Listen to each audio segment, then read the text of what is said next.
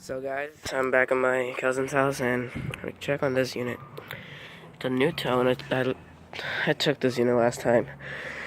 I'm not gonna get this running because I'll make this quick. This unit's a straight cool unit and it's got a cope and scroll compressor. I replaced an old 1990 Rheem. Model number is JS5BD-030KA and the serial number is JSD 08020038.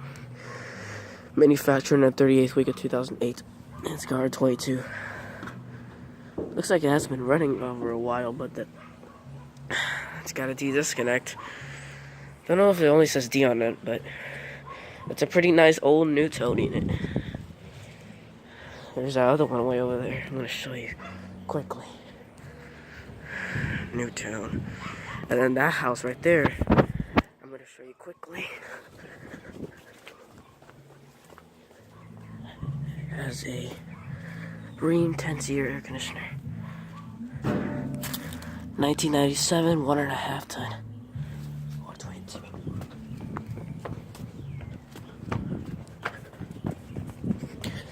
Yeah, I guess that's it. The two NuTone units and that 1.5 ton Rheem from 1997. Over and out.